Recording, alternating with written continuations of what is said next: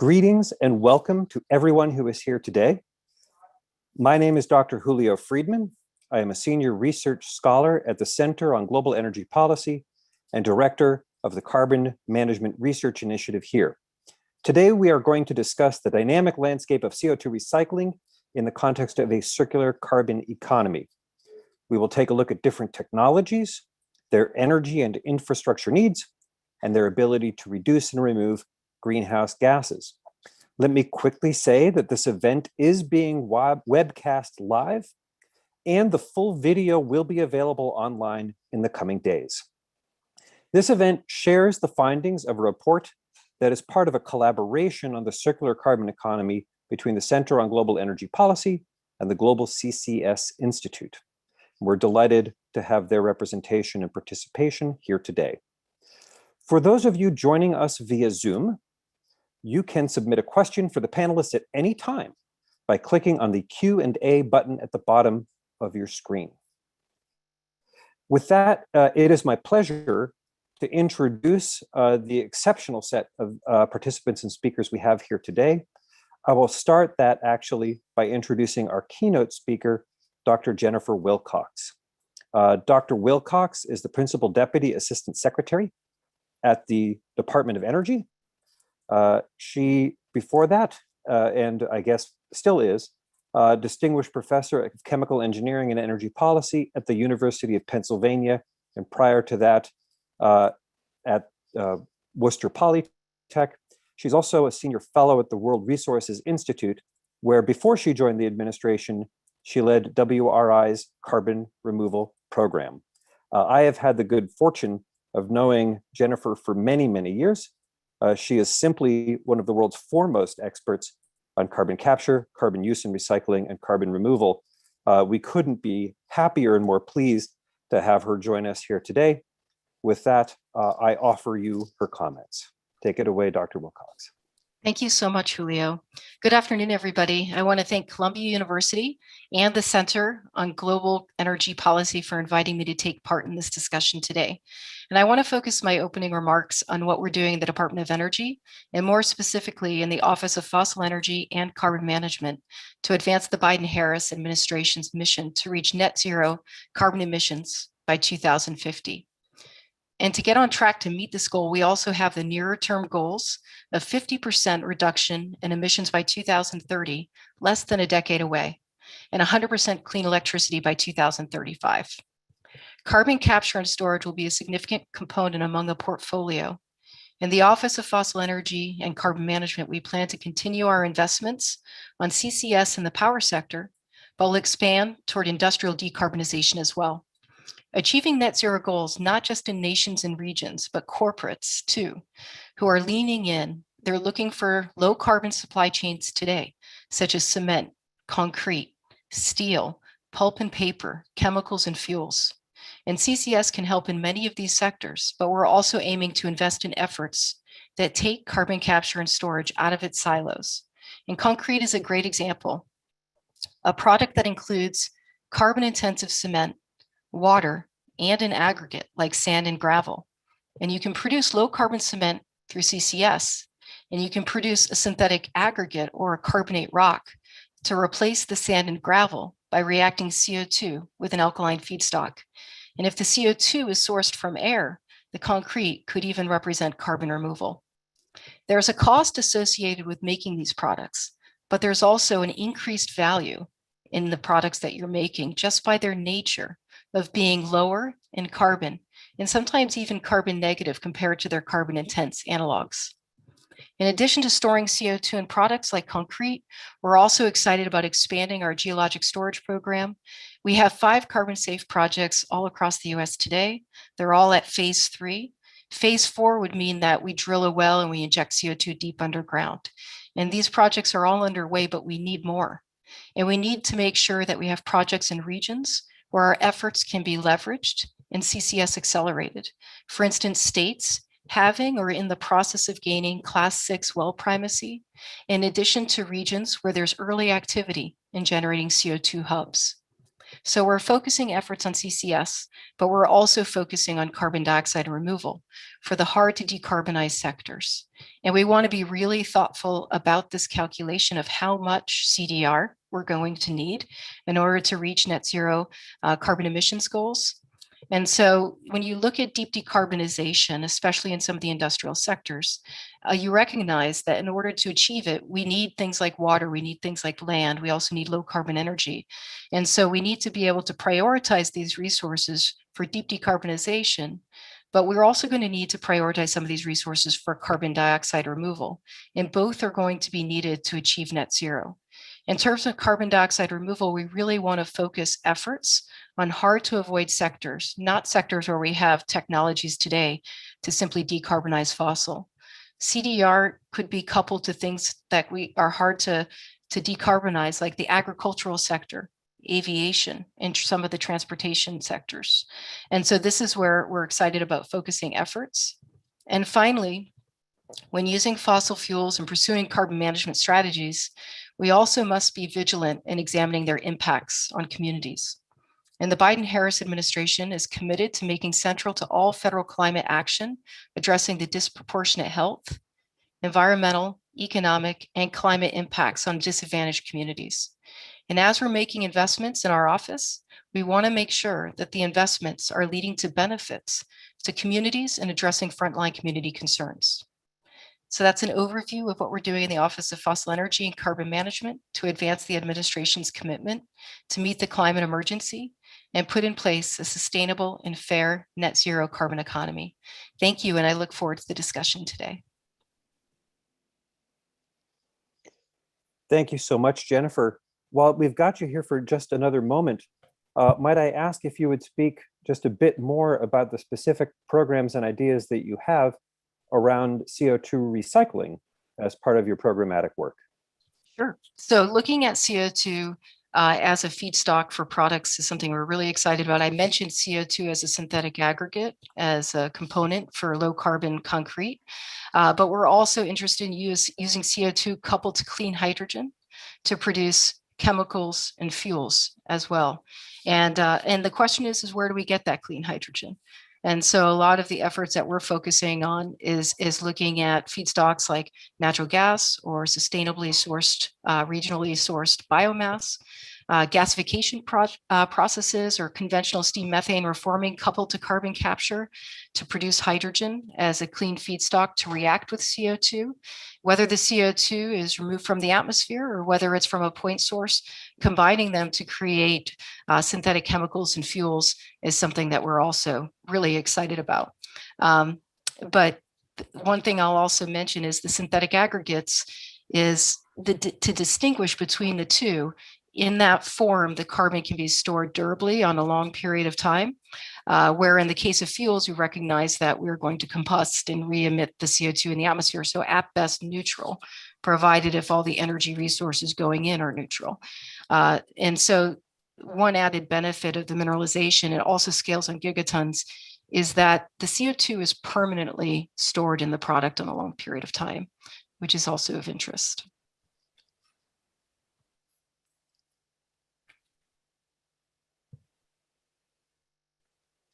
Marvelous. Thank you so much.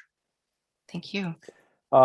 Without further ado, I would like to take a moment and introduce some of the other people who will be speaking with us today. One of those, I'm pleased to say, is Dr. Marcus Extevor of the Carbon X Prize. Marcus has been a leader in this field for many, many years and helped put together the Carbon X Prize, which successfully completed its run just recently and announcing its winners. He is an unquestionable leader in the field, and we're delighted to have him here moderating our panel. As part of that discussion, we have with us Dr. Colin McCormick, an adjunct professor at Georgetown University in the Walsh School of Foreign Service, and among other things, former senior technical advisor for the Department of Energy during the Obama administration. We're very pleased as well to have Dr. Stephanie Ntopi-Karas. Dr. Karas is the carbon technology strategist at Carbon Direct. She uses her expertise there on carbon capture, utilization, and removal to make investment decisions and provide strategic advisors. She has a PhD in chemical engineering from Stanford University. Like Dr. McCormick, Alex Zapantis is a recovering physicist. After he got his degree in physics, he pursued an MBA. After working in government and university, he is now at the Global CCS Institute and provides their thought leadership and manages much of their programmatic work. Today, the presentation that you're going to hear is a product of the work done by myself, Dr. McCormick, but first and foremost, Dr. Amar Bhardwaj. I'm sorry, Mr. Amar Bhardwaj. Amar was at Columbia University, where he worked here at the Center on Global Energy Policy, and is the primary author of our report. Without further ado, allow me to turn it back to Amar to give the presentation. Amar, the floor is yours. Thanks so much, Julio. And I wish I was a doctor, but I think I'll have to wait a couple years for that. But thank you for the introduction. And thank you, Dr. Wilcox, for your really insightful framing and overview. So my name is Amar Bhardwaj, like Julio mentioned, and I'm a researcher at the Center on Global Energy Policy and the lead author of this report that we're going to be presenting today. It's exciting to be here, and I'm looking forward to talking CO2 recycling. So the motivation behind looking into CO2 recycling is that the world relies on many products that are carbon intensive to produce, but don't really have viable alternatives right now. So these are products like aviation fuels, concrete, plastics, and others like Dr. Wilcox was mentioning. And 30% of global CO2 emissions are in hard to abate sectors that depend on these carbon intensive products. So there's a real opportunity and a need for better solutions for these sources of emissions. And CO2 recycling could potentially provide some of these solutions by converting CO2 into valuable products. So a CO2 recycling process is a chemical process where CO2 is input into this pathway along with other chemical feedstocks like water or hydrogen and some form of energy to drive the reaction, either electricity in the case of an electrochemical process or heat in the case of a thermochemical process. And all these inputs go into a CO2 recycling pathway, and they're converted into fuels, chemicals, and materials that are used in these hard to abate sectors today. And because CO2 recycling consumes CO2 to produce a product instead of generating it, it has the potential to reduce emissions of the production of that product and create a lower carbon version of it. And since the products that are produced by CO2 recycling, like aviation fuels and these other ones, have economic value in existing markets today, it's a convenient idea to replace the conventional products with CO2 recycling products in those well-established markets. But despite the promise of CO2 recycling, it's still difficult to deploy and costly. So we need policy support that's properly informed by an understanding of the technologies and where they're at today. So that's exactly what we sought to do in this report. We modeled 19 CO2 recycling pathways to look at a better understanding of the current state of CO2 recycling and also the opportunities and the challenges to reach a global scale for these pathways. So that involved building out models for each of these pathways and evaluating some key characteristics of the techno-economics and other aspects of these pathways to get an idea for the state of them and where policy needs to go in the future. So there are 5 main sections to this analysis. The first is an estimated cost of production, or ECOP, and the sensitivities of those costs. A second is the carbon abatement potential for these pathways at global scale. A third is the effective carbon price and how that influences the economics. A fourth is the critical infrastructure needs that are needed to support these pathways at scale and provide the inputs they need. And fifth is, based on these findings and analysis, some policy recommendations that we're making to move forward. So I mentioned we looked at 19 pathways. 8 of those were electrochemical CO2 recycling pathways. So the first of those was water electrolysis to make hydrogen, which isn't strictly CO2 recycling, but we included it because the hydrogen produced by that pathway is important as an input for other CO2 recycling. The rest of the electrochemical pathways were electrochemical CO2 reduction pathways, where CO2 and water are electrolyzed using electricity run through them to create a variety of carbon-based products that we're seeing on the left here. And the reaction can be tailored towards any of these products in higher quantities as needed. We also looked at 11 thermochemical pathways, which also make a similar array of different products like olefins, which are used to make plastics and other products, methane, methanol, ethanol, syngas, jet fuel, urea, and concretes. So some of the processes we use to make those are CO2 hydrogenation, where you combine CO2 and hydrogen to make hydrocarbon products, Fischer-Tropsch synthesis, which combines hydrogen with carbon monoxide, CO, to make similar products. And for the concrete products, we're looking at concrete carbonation curing, where CO2 is incorporated into the cement within the concrete to improve its strength. So some important pieces of how we designed this study. We designed the pathways to consume low carbon inputs. So that means renewable power, chemical feedstocks that are generated electrochemically with renewable power to make sure that the inputs to this process have minimal emissions and we can abate as much emissions as possible by doing CO2 recycling. And we also assume these pathways could be scaled up to supply current global demand for their product to get a look at what these pathways would look like at scale. And we're in a similar vein looking at globally representative cost estimates. So not lowest cost first entry configurations where all the different conditions are optimized, but at a global scale across contexts, what might a representative cost be for these pathways? And lastly, we define market parity as when the cost of a production equals a selling price for a product. And some numerical assumptions before going into results. We assume that the renewable electricity price we're using is 9.5 cents per kilowatt hour, which might be high if you consider comparing it to, say, a solar PPA price.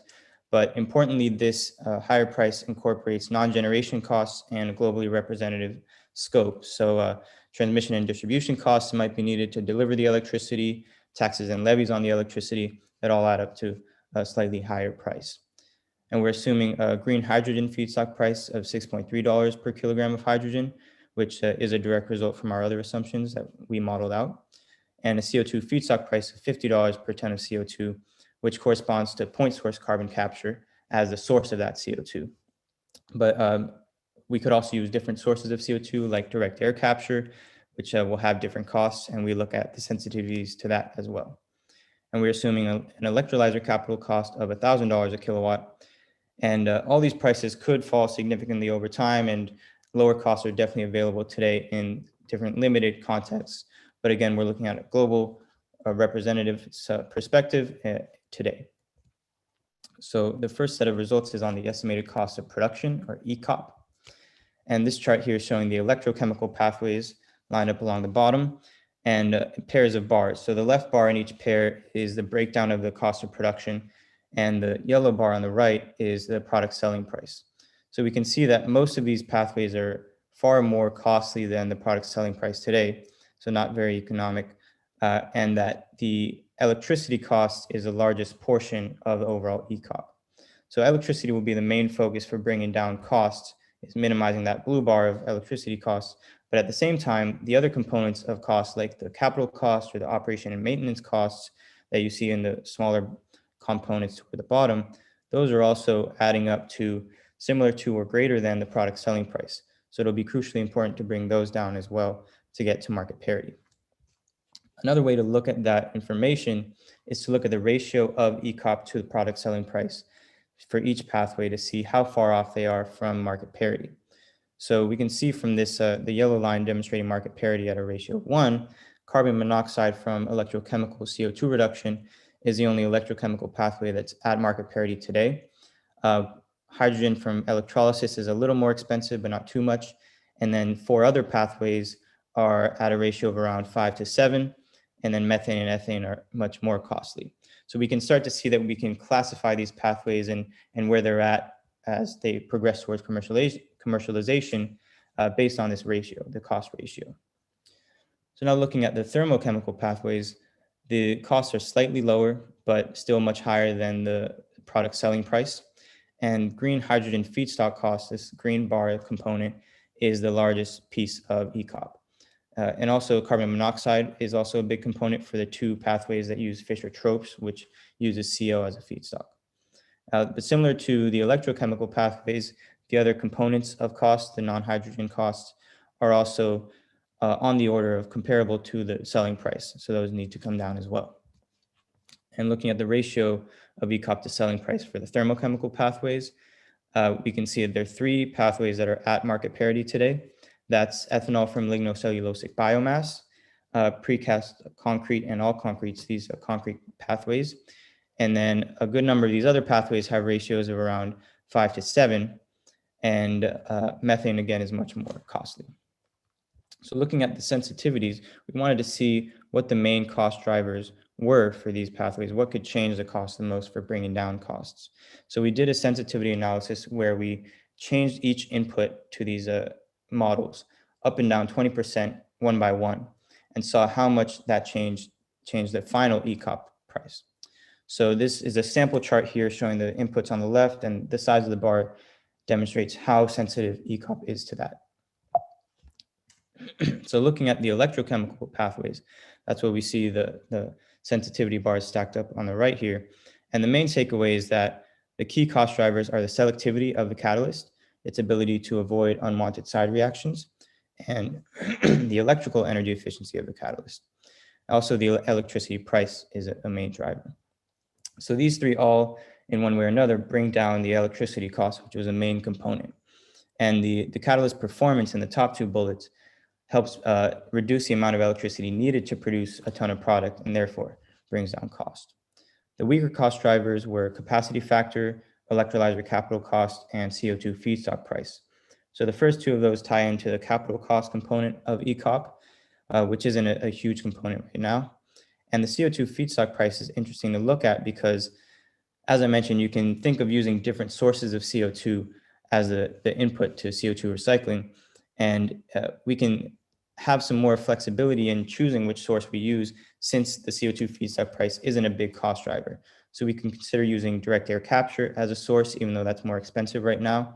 So if we imagine using a $250 per ton source from direct air capture, which is 5 times the cost we're assuming for point source capture, that would only increase the cost of ethylene from electrochemical CO2 reduction by 19%. So there is some leeway in choosing that source. The thermochemical pathways show a similar story, where the key cost drivers are the selectivity, the electricity price, and the hydrogen price. And the weaker cost drivers are capacity factor, capital cost, and CO2 feedstock price again. Next, we'll look at the carbon abatement potential for these pathways at global scale. So this is defined as the emissions reduction of displacing a conventional production pathway for a certain product with CO2 recycling. And we're assuming this is at the scale of the current global demand for these products. And we find that the pathways have a combined carbon abatement potential of 6.8 gigatons of CO2 per year, excluding the more expensive methane and ethane pathways. But importantly, that's contingent on using low carbon inputs and electricity and feedstocks to create these CO2 recycling products, because it's very easy if we're using conventional, more carbon intensive inputs for CO2 recycling to actually emit more emissions than the conventional pathway it's trying to displace. So that's an important contingent and caveat there. Now, looking at the effects of an effective carbon price, with a certain carbon price, each pathway will reach market parity with its conventional product that it's competing with. And so this chart shows along the horizontal axis here an increasing effective carbon price, and the cumulative carbon abatement potential that's achievable with the pathways that are at market parity at that certain price. So at no carbon price, so $0 a ton, we see 1.6 gigatons CO2 per year of abatement potential, which comes mostly from electrochemical CO production. And then starting at $350 a ton of CO2 up to $425, there's a ratcheting up of cumulative abatement potential up to around 8 gigatons a year. And then some pathways that are much more expensive on a carbon price basis. And this $400 a ton range we see in the middle is definitely high in terms of what's on the table now for carbon prices or effective carbon prices. But all of these pathways in that region have a cost ratio of less than 6. So we can see that bringing the cost down will help move those dots over to the left and bring them into the territory of more reasonable effective carbon prices. Now, looking at the critical infrastructure needs, all these pathways consume huge amounts of resources and inputs to produce their products, and we need critical infrastructure to generate and deliver those inputs to those pathways. So looking at the resource consumption, pathways consume a combined 36,700 terawatt hours a year of low carbon electricity at global scale. That's a huge number. That's larger than the current global electricity consumption of 26,000 terawatt hours a year. And that has to be low carbon electricity. Most thermochemical pathways consume 80 million tons of hydrogen per year each, and that has to be low carbon hydrogen as well, compared to for the IEA's new net zero scenario, they have 140 million tons of hydrogen production from low carbon sources in 2030. And the pathways also consume a combined 5.3 gigatons of CO2 per year as feedstock CO2, compared to currently 0.2 gigatons used in CO2 recycling today. So all of this needs to be transported using and produced using critical infrastructure. So that adds up to trillions of dollars of capital investment in infrastructure that would be needed to reach global scale for these pathways. And you can see that each of these bars here shows a breakdown with a couple trillion each for each pathway. And the majority of that comes from renewable electricity generation, so solar or wind farm build out. Another big portion comes from the electrolyzers needed either to produce the feedstocks like hydrogen or to do electrochemical CO2 reduction. And a comparatively smaller amount comes from CO2 transport pipelines and electricity transmission infrastructure. So to summarize the key findings before going into policy recommendations, the costs of CO2 recycling are high and they're dominated by input costs. And we can classify these pathways and start to think about targeted policies using the ratio of ECOP to selling price. The main cost drivers for bringing down costs are catalyst performance and the prices of inputs. And the pathways have a combined carbon abatement potential of 6.8 gigatons of CO2 per year. It would require a high effective carbon price today to reach market parity for many of these pathways, and trillions of dollars of critical infrastructure would be needed for each pathway. So now to look at some policy recommendations. First, we recommend ensuring that CO2 recycling pathways consume low carbon inputs, including low carbon power, hydrogen, syngas, or ammonia feedstocks, because this will be crucial to making sure we achieve that high abatement potential that is available from CO2 recycling. We can also think about using different sources of CO2, as I mentioned, like direct air capture or biogenic CO2. And we can also prioritize these pathways strategically and use tailored policies based on the cost ratio. So on the left, we have a class of pathways that are at market parity today and need policies for market scale, for just scaling up to mass deployment. On the top right, there are pathways that are starting to enter markets. They have a ratio of less than 5, and that includes green hydrogen, CO2 hydrogenation, and urea production. So those could be targeted for early market demand pull measures. And for further technological innovation, we recommend all the previously mentioned pathways in addition to those with a ratio of less than 8. So that also includes electrochemical CO2 reduction, Fischer-Tropsch synthesis, and syngas production, all to bring down these costs more. And the methane and ethane pathways have much higher cost ratios of over 25. So compared to these other ones, if we want to promote CO2 recycling, we recommend deprioritizing those to direct resources toward the more promising ones. So for the pathways that we want to innovate on, we recommend an RD&D agenda focused on catalyst innovation specifically to bring down costs, because improving the efficiency of the catalyst and the selectivity brings down the electricity and feedstock consumption of the process, so that brings down the cost. But it also alleviates the demand on critical infrastructure because we need less of it to generate and deliver these feedstocks to these pathways. So we can see catalyst performance as an efficiency lever, even though it's not always seen that way, because it does bring down the amount of resources we need and the supporting infrastructure we need to provide it.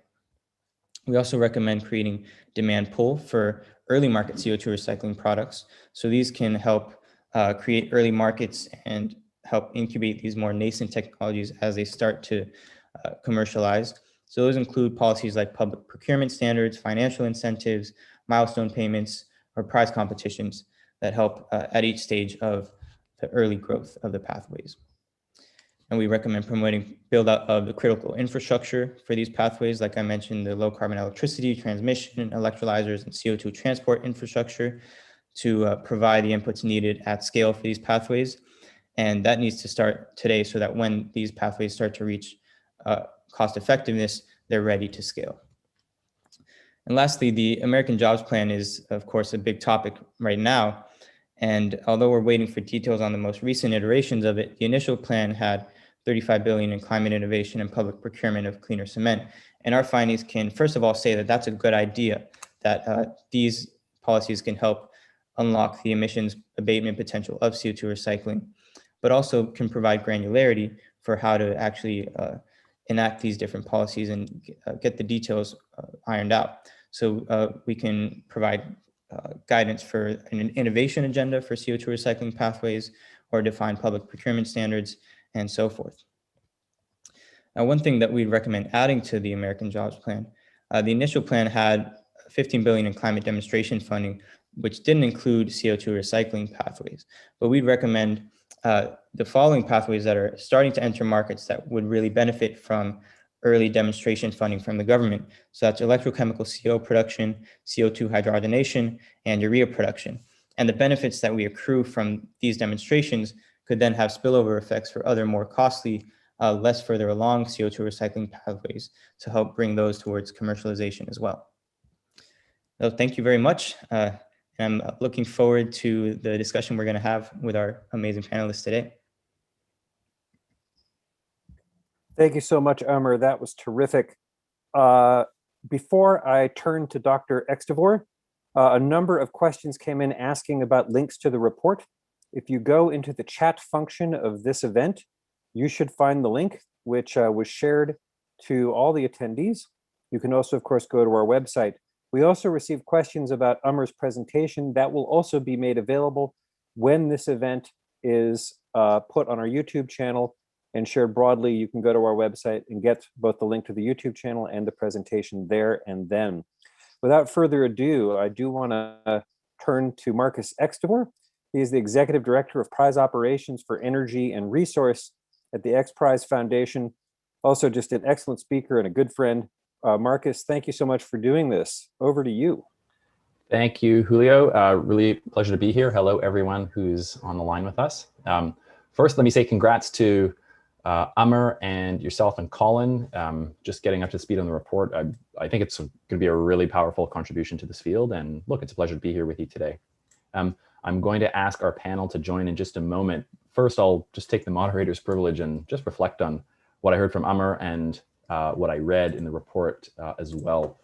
Just a couple of things struck me. I've been working in this space for some time, and I have noticed over the last few years that we have worked to move from a place where people think about this as a concept, CO2 recycling as a concept, which, let's face it, has been well understood by our friends in the chemistry world for some decades. But for the rest of us coming up to it, you know, the idea that we could recycle CO2 into products and that maybe this could be a way to abate CO2 emissions and maybe even be economically productive.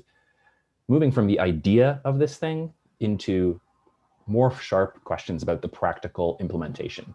Not could we do it, but how and when and in what specific context.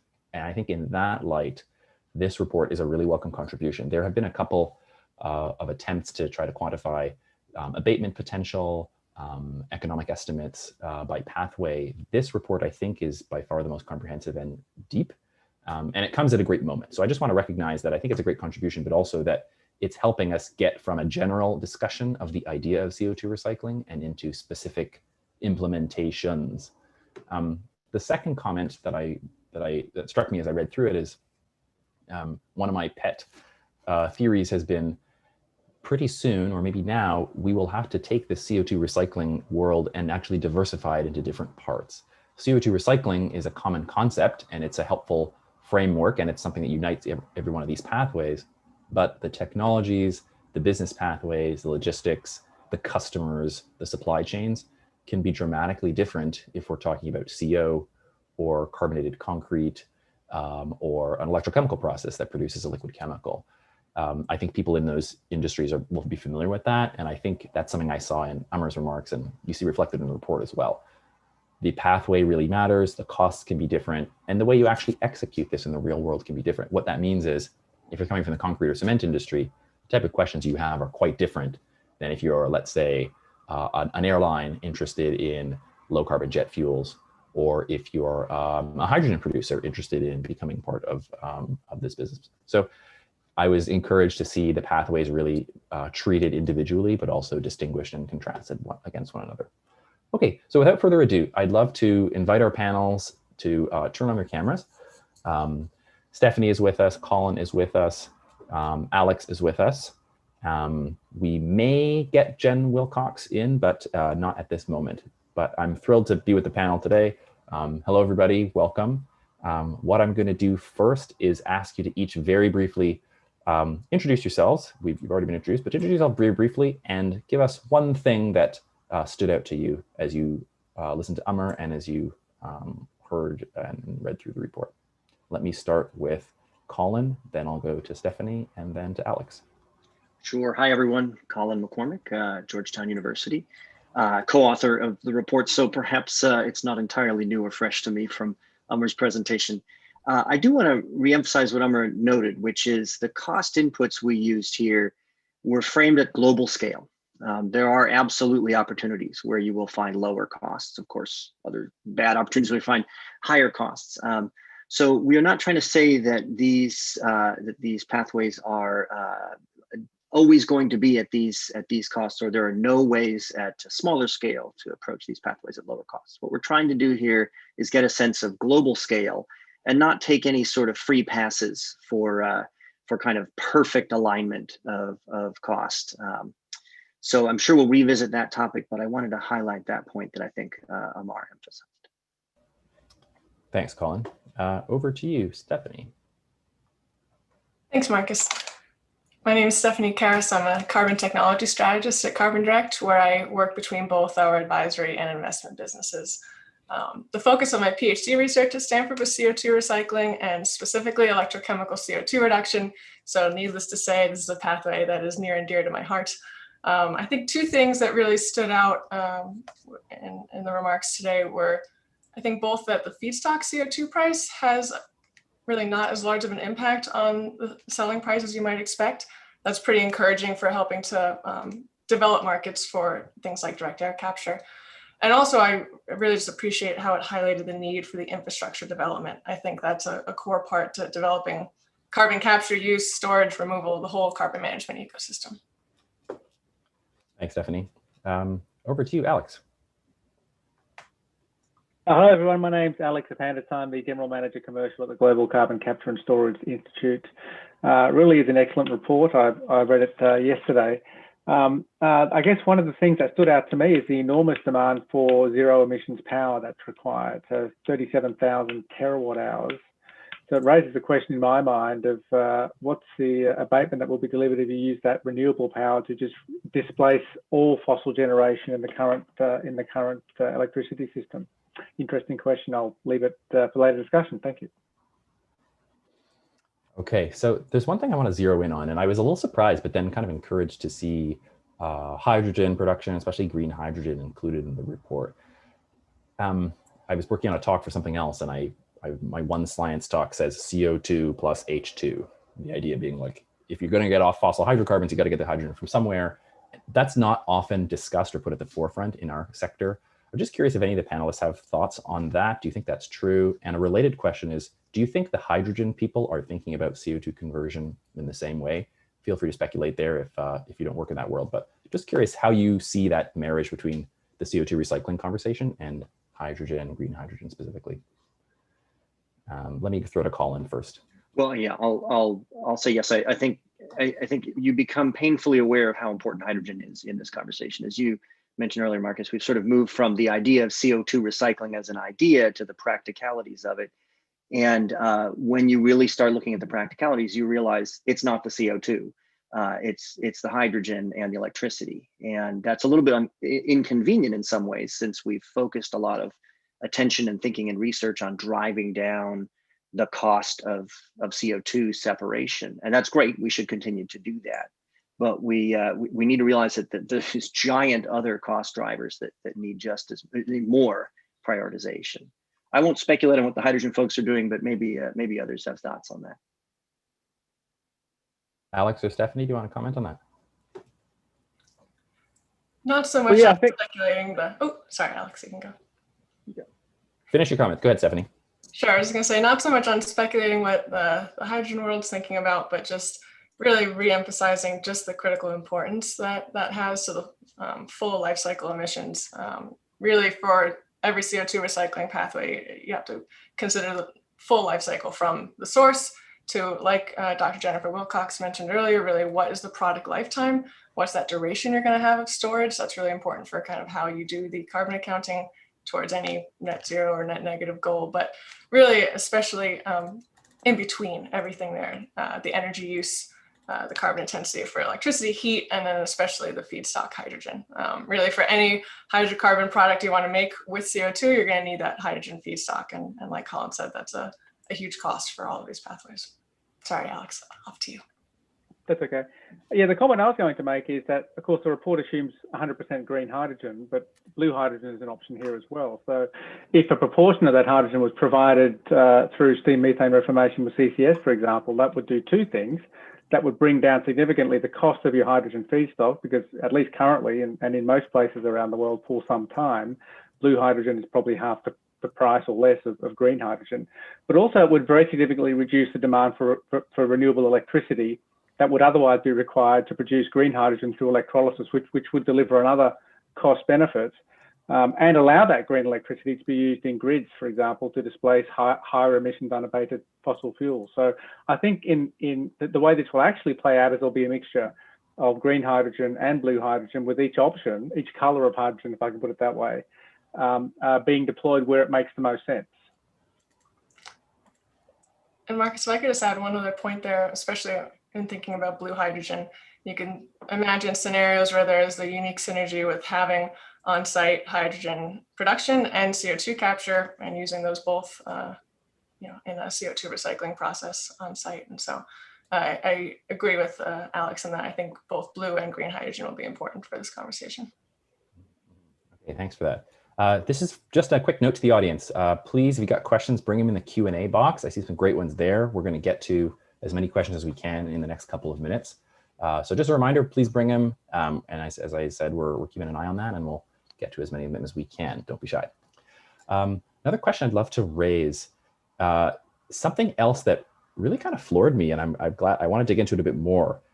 Amar mentioned that, first of all, I love ECOP. I saw that it appears in the report, I don't know, like 120 times. So I love the focus there. The CO2 feedstock price was not a major driver of ECOP for many of these pathways. I kind of couldn't believe that because we're used to talking about unreasonably expensive CO2 feedstock prices, because I think we tend to associate it with carbon capture, which is not, a ridiculous thing to assume. So I just have to dig into that a little bit. Specifically, should we take from this the fact that many of these pathway prices are not as sensitive to the CO2 feedstock price? Is this an opening for our friends in the carbon removal community? Amar, you gave an example of a 20% sensitivity. I forget which pathway it was in your remarks, but do you think that's an opportunity, or do you think this is something that's sort of already baked into different projects as they're being developed? Curious what the panel thinks about that.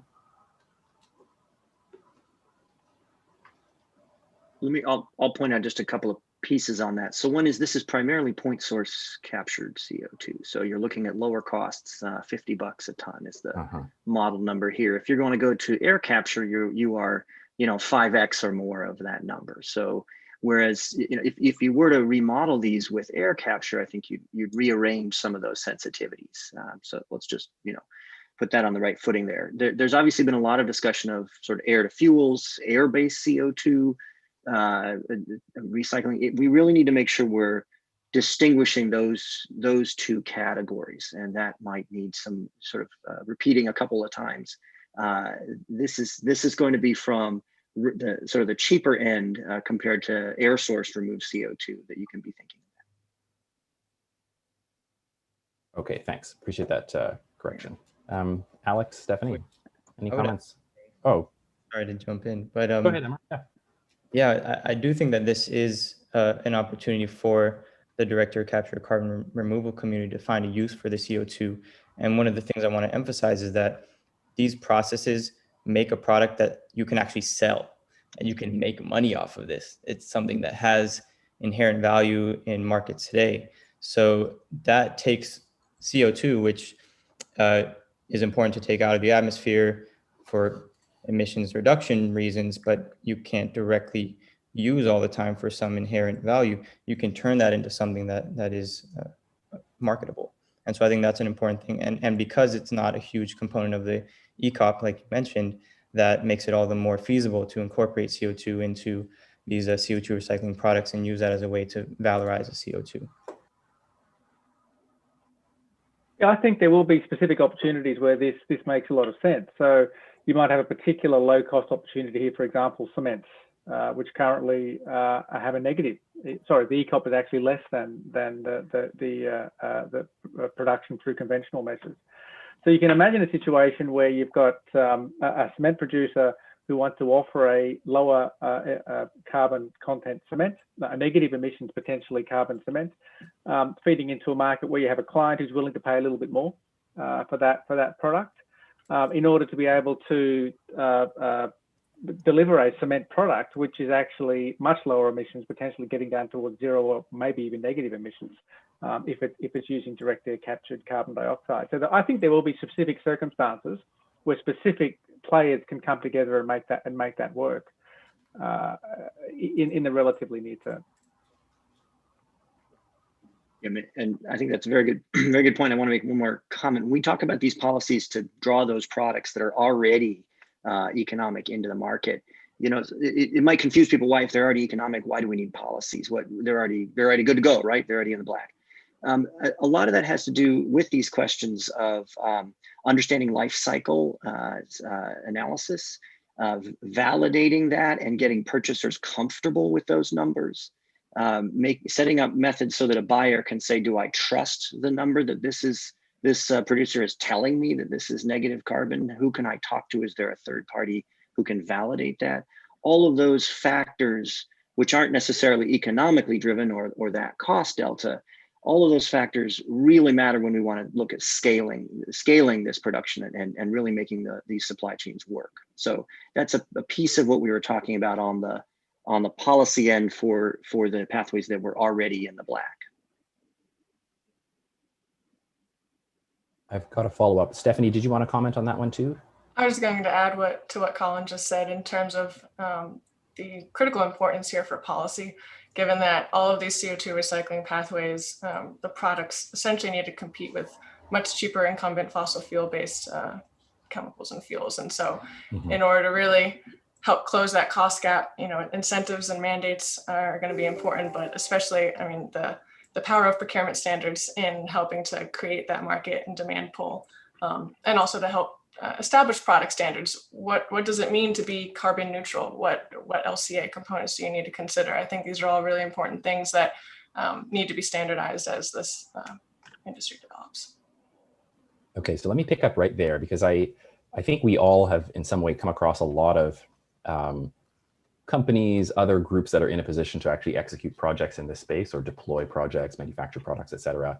I think, as I mentioned before, the report Amar presented on today is going to be a huge boon, but what do these companies need to sort of take the next step, in your opinion? I think you've given some of these answers. Amar's report has given a lot of the fundamental data that could allow project planning, but aside from what's just been mentioned in the last couple of minutes, are there other things that you have noticed in your own daily travels that companies are really missing or looking for in order to take the next step? Is it a particular policy support? Is it another information, access to a partner, just comfortability and trust, so to speak? Curious what your thoughts are on that. Maybe I'll throw to you first, Alex, and then we can go Stephanie, Colin. Yeah, that's a very, very good question, and has many answers depending upon the industry and your place in the world. So, I mean, ultimately, I think that there's a very strong move in the private sector generally towards looking for opportunities for lower emissions products and services for obvious reasons. But they're trying to square the circle because, as this report very clearly shows, the cost of lower emissions products and services in general terms is generally higher than higher emissions conventional products and services. So they're looking for those niche opportunities, the first opportunities where they can be the one to exploit, you know, a synergy of between businesses at a market that's willing to pay for those emissions abatement services, for that lower emissions product, where they have a specific advantage that they can then feed into. And we see those emerging all around the world. But at the moment, they tend to be at the relatively small scale. What we need is the policy support to broaden the scope where those opportunities actually make economic sense and bring that investment forward. So the comments previously by Stephanie, for example, around the importance of policy are absolutely spot on. I think where there is intent signaled by government, backed up by policy, and the right commercial actors with the vision to be able to act, I think those opportunities will see investment. But at the end of the day, they need to be profitable for those investors. Otherwise, the investment won't come. And that's the challenge across the whole climate space. Yeah, well said. Stephanie or Colin, you want to comment further on that? I know you did already a little bit, but the floor is yours. Sure, I guess briefly, definitely through both our advisory and investment businesses at Carbon Direct, we're seeing, well, first of all, it seems the net zero commitments increase on a daily basis. But along with that is really a critical need to understand what that means and how to accomplish it. And so for both carbon utilization and removal, I think it really coming back to the carbon accounting and being able to understand how this impacts your supply chain and operations is crucial. But really, I mean, recycling CO2 provides an enormous market opportunity as all these industries and corporate actors are looking to more sustainable alternatives for their operations and supply chain. And so I think there's huge opportunity for CO2 recycling. I think the major limitation right now, to your question, Marcus, about what's one of the barriers is really just having these supply chains developed. And I think that kind of comes back to the critical importance of considering the full value chain for CO2 recycling. Really, who is your capture partner if you're a carbon tech developer, and how are you going to get that to your end markets, transportation, and either use or storage? Having partnerships across that full value chain can really help in developing these early market entry projects. I think those are both excellent points from Alex and Stephanie. I'll just mention many of these products, basically all of them, do need to meet engineering standards, very specific standards that are established for the conventional products.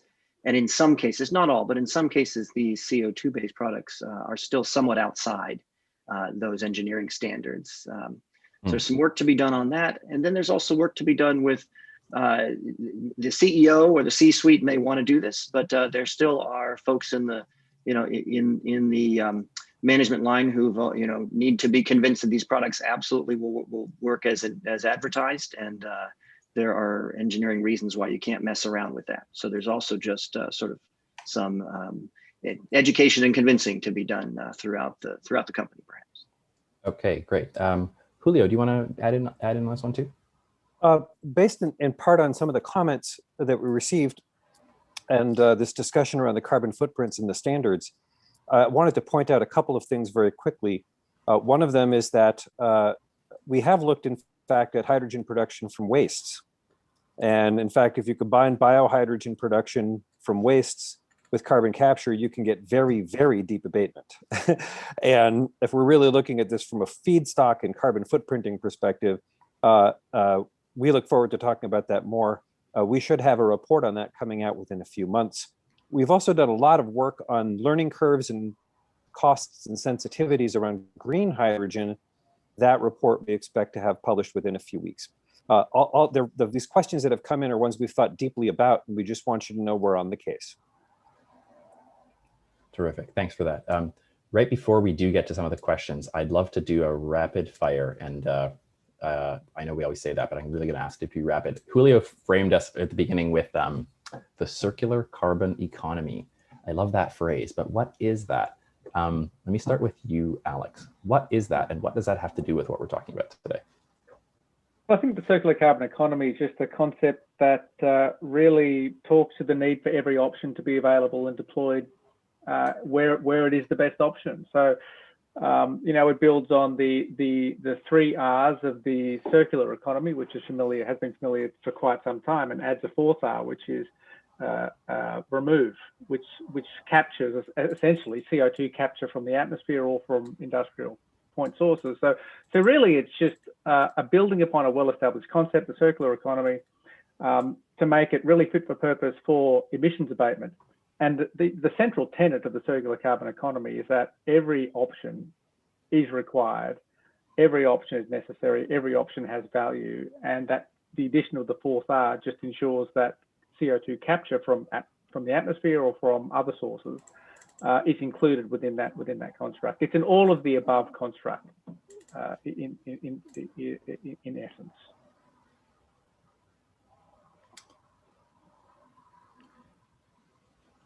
Going once. Stephanie, go ahead.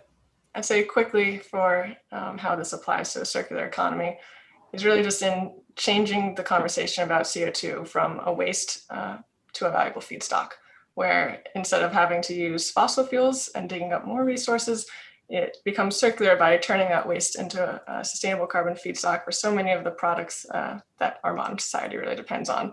And as Julio mentioned, biomass and waste can also be in that circular carbon economy framework as well. And so it's really just reimagining how we think of waste and reducing, reusing, and recycling as appropriate. Okay. I'm going to apologize, Colin. I don't want to know what you think about the circular carbon economy. Just kidding. But I'm going to throw the first audience question to you. We've got a couple minutes. I'd love to squeeze a few in. Alexander Kirk says, basically in 2019, global CO2 emissions were over 30 gigatons. This report says we can get to about 6.8 of abatement. That's around 5 times less than the annual total amount. What needs to be done to get it above 30 gigatons a year? Let me add on my own spin. Should we think about this as something that can be increased to that level, or is it going to be closer to the 6-7 gigaton that you're estimating? How should we think about that? Good question. I mean, this is not a replacement for aggressive emissions abatement in other sectors. Let's not speak about recycling as sort of the panacea solution. I don't think anyone on the panel would present that. So, of course, there are many, many other approaches we need for a full spectrum climate response. But we do think this can be a big part of that. And because, as Amar emphasized, there's economic value here, this can be framed far more as a business transition with profit, as opposed to a purely policy-driven effort. Okay, thank you. One more question from Fred. Hi, Fred. He is essentially saying, is there a difference between CO2 recycling and CO2 utilization, or is it just semantics? Alex, what do you think about that? I think there is a difference, potentially. So CO2 recycling is taking CO2 and transforming it into another product, in effect, by definition. Whereas utilization can involve the use of CO2 in ways which doesn't transform the CO2. For example, the most familiar example of CO2 utilization is in enhanced oil recovery. So that's not CO2 recycling. So there actually is a difference. Okay, terrific. I'm going to call it there. Stephanie, I apologize. I owe you one. I didn't get you an audience question. Let me just say congratulations again to Amar, Julio, Colin, everyone that supported the report. Thank you very much, Alex, Stephanie, Colin, everyone for really joining the session. Thank you for the audience for participating. As Julio mentioned, recording will be available. The report is online. You should all read it. As I said, I'm really studying it. I'm working on a presentation for next week, and thank you very much for writing this because I can use it quite a bit. Unless there are any other announcements, Julio, I think we're near the end. Anything else we need to add before we close? Just thanks to you, my friend. We're delighted to have had everybody here and to have you moderating so expertly and so well, and to thank all the panelists again for their presence and their help, as well as Dr. Wilcox. She did have to jump off. As I said at the top, a full video recording of this event will be available on the Center on Global Energy Policy's website in a few days. Our next event is Thursday, July 22nd at 10 a.m. Eastern Time. That event is Energy and the S in ESG Investing. It's going to be a barn burner. We sincerely hope you come. For a full calendar of upcoming events, please visit the Center on Global Energy Policy online. And in fact, we have added that link to the chat box. So get it before we drop. We certainly hope you enjoy the rest of your day. and we look forward to seeing you all soon. One more time, thanks to Amr, and thanks to everybody for being here.